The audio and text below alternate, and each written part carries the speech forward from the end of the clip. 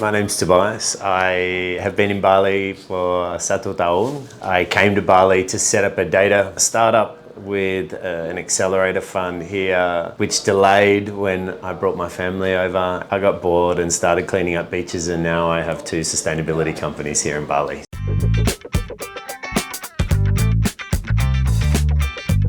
Bumi started about 6 months after we arrived. My wife and I and our 3 young boys, we'd spent 17 years in Singapore before coming to Bali, and we'd had our corporate jobs, and we decided to come to Bali for a change and something different. That was meant to be the data startup, but because of the delays, I got bored, started cleaning up beaches and rivers. I started asking questions about where does this plastic go, where does the waste go, and came across the Precious Plastics Group and started to meet some of the people here, some of the practitioners here, the machine makers or the actual makers who are making items out of recycled plastic. That was the beginning.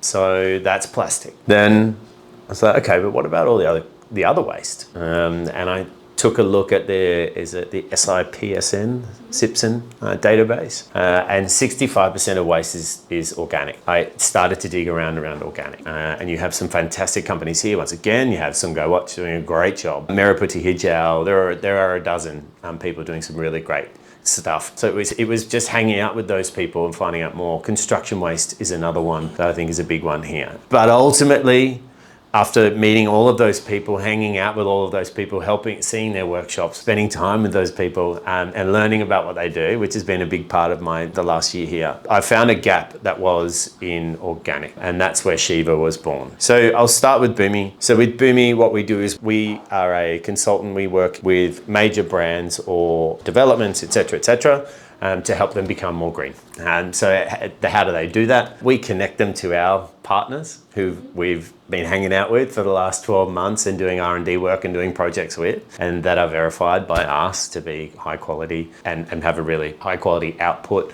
but then also have really sustainable practices themselves. Because I think there is a lot of greenwashing out there, and I think that's for sure. And the team helps brands cut through the greenwashing, because there's a lot of bad actors on the sustainable side as well, and also the green hushing, and to help them create the most impact with their investments in and around ESG and CSR. So sustainable materials, I think, is working with these guys. How do we find a place for sustainable materials? And our tagline is more virgin ideas, less virgin materials. How do we help brands do that? So that's what Bumi does.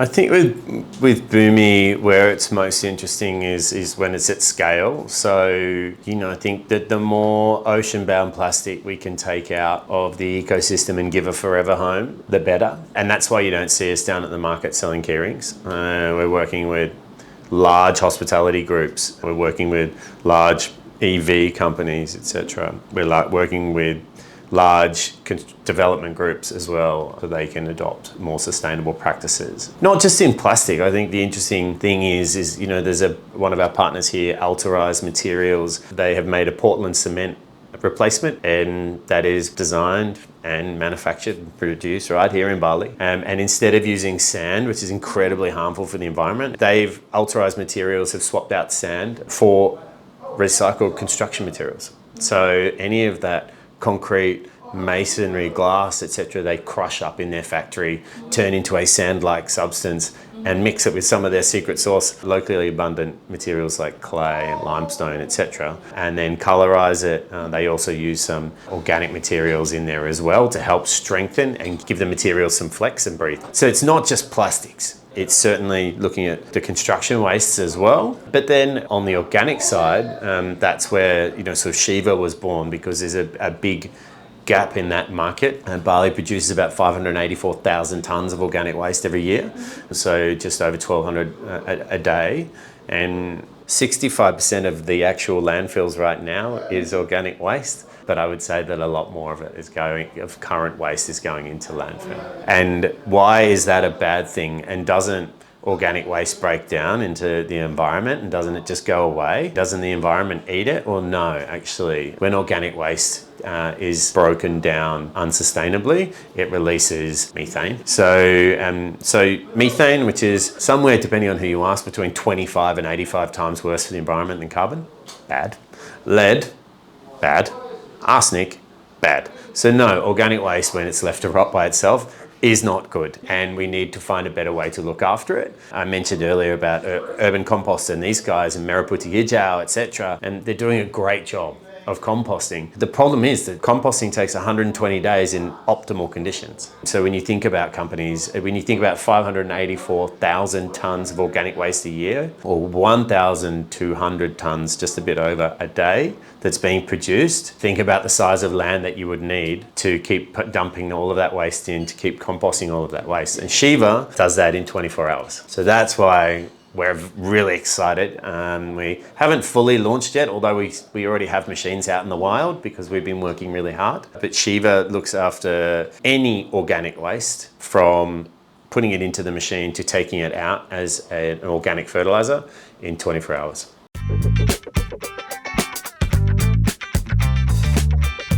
The first thing we need to know is how much organic waste is a company producing. We're working with large education, large agricultural groups and large hospitality groups once again. On the hospitality side, I think the larger ones are producing about 1,500 kilos a day. On the education side, depending on the size of the institutions, but they're less than that. And then on the agricultural side, it really depends, because if you look at, say, the Kalapa side, they're quite heavy. And dealing with coconuts is tough. If you go to say, the pisang, I think, bananas, try and work on my bahasa. It's probably not a good thing to do in an interview, by the way, but I'll do it anyway. The crew's smiling, so I'll take it. The bananas, it depends. The banana skins are actually really easy to deal with, but then if you look at the tubers and the trunks, they're obviously a bit tougher. So the first thing that we need to ask from people is how much organic waste do you to produce every day, or if they have that number by month or by year, that's also fine. Do they separate is the next question, because usually, unless they are more advanced businesses with more advanced ESG goals and or staff and champions,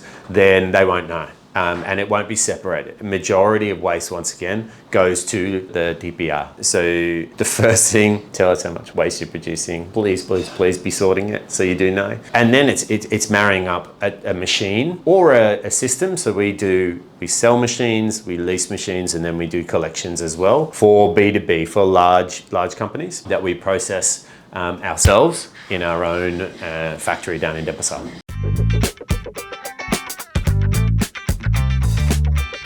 No, not at all, no. The optimal solution is for businesses to treat their organic waste on site. They can do so with the right size machine. They fill it up over the course of a day and they turn it on, and then by the time they fill their bins again, they can fill the machine up. They take the organic fertilizer out, they use it on their landscape, or we buy it back off them at a compensated rate of market price, or they give it away to organic farmers. For a collections client, we would pick up the waste and process it back at our factory. But the optimal solution is on-site. But when we're working with much larger clients who have lots of outlets, let's say, in certain geos, then we would create a semi-decentralized system where we would help with the collections around their venues to get to the central waste processing center, where they could deal with all of the waste from those little stores or retail or offices or establishments.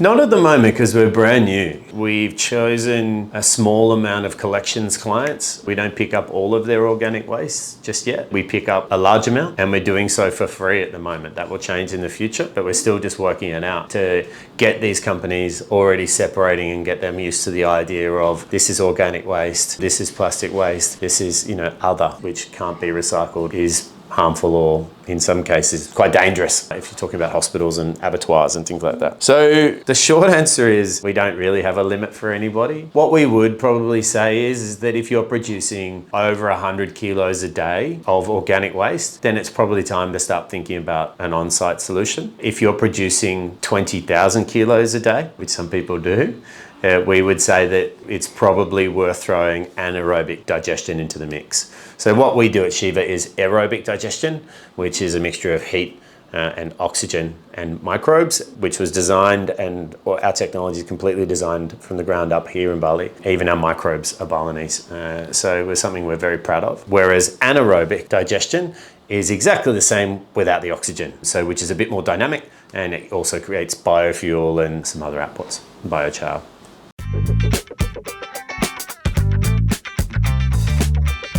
Number one, it's the right thing to do.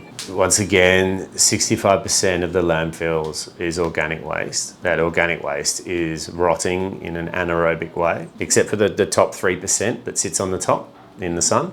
The rest of it is without oxygen and is producing methane, which is 25 to 85 times worse than carbon for the atmosphere. So those GHGs, or the greenhouse gases that waste is emitting, is destroying our planet. It is warming up our oceans. It is leaching into the water table and destroying barley. It stinks. Also, methane is an incredible propellant, as we've seen recently with the fires. Those fires produced one of the worst crises I think we've seen in barley for a long time. There's 5,000 people living on Sawong. All of us felt and smelt how bad and noxious that was, and the chemicals that were released from those fires were horrific. And then if you look at the pit stop landfills that had to be set up while that was burning, these are not good solutions, and you can go to Sungai Watch and watch their videos about it. Gary was pretty candid, which is awesome. But yeah, so number one, it's the right thing to do. Improperly handled or processed organic waste is incredibly harmful for the environment. It is the majority of our waste. Once again, plastic is 17 or 18%. Everybody's talking about plastic. Everybody understands we need to separate plastic. Everybody's onto plastic, and that's great, okay? We should be looking after plastic. Microplastics are horrible. They're in our water systems. They're everywhere. We don't want to eat them. We don't want to smell them. We don't want to chew on them, and they're around forever. Organic waste, nobody wants to touch it. It's smelly. Tourists don't want to come around places with lots of organic waste. If we go past the Passage and you see what they do with their organic waste, does everybody love going past the Passage? No, they don't. Is that because of the plastic? No, it's not. It's because of the organic waste that's rotting there. When we go through animal processing plants, do they smell lovely? No, for that exact reason. So I think, why should businesses or why should companies start dealing with their organic waste? Number one, it's the right thing. Number two, there's definitely been some discussions about it becoming mandatory. And I think that is the right move. Given that it is the majority of waste, we should be made to look after the majority of waste properly and not dump it in these open landfills. And you can have a look at South Korea as a fantastic example, and probably the shining light of dealing with organic food waste. I think they recycle about 98% or process 98% of their food waste. It's actually illegal to not separate your food waste all the way down to consumers, so it's gone beyond businesses. France have just launched it. As well as mandatory to recycle and process your food waste. New York City is actually doing a pilot at the moment as well, and the Indonesian government has also started talking about it as well. It's the right thing to do. If that's not good enough, that it's tearing the island apart will absolutely, and already has been, damaging tourism with things like fires, but obviously water table issues, which I've talked about, or climate issues, which are ongoing. But on the other end, that's the carrot. The other side is the stick, and that is, you'll be forced too soon.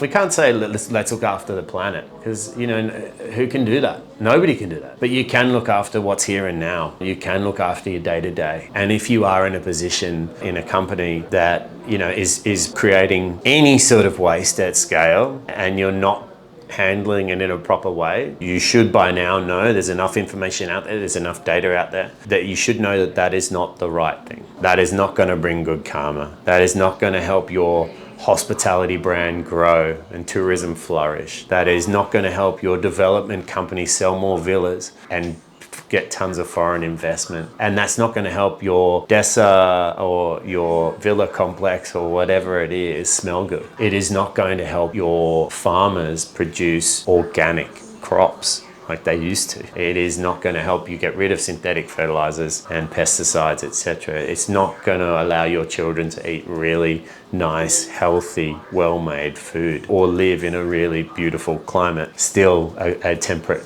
climate, and still temperate waters. Just do the right thing. I think that's pretty basic. We all know what the right thing is to do. And if anybody doesn't, and they happen to be in a company that needs some help with their ESG or with their organic waste, then please reach out to me. I'm more than happy to have a coffee with people and to talk about what are some of the options to swap out virgin materials, or even just swap in some virgin thinking, so come up with some new ideas on how to work with that. And I would absolutely open my calendar up to anybody who wanted to do that.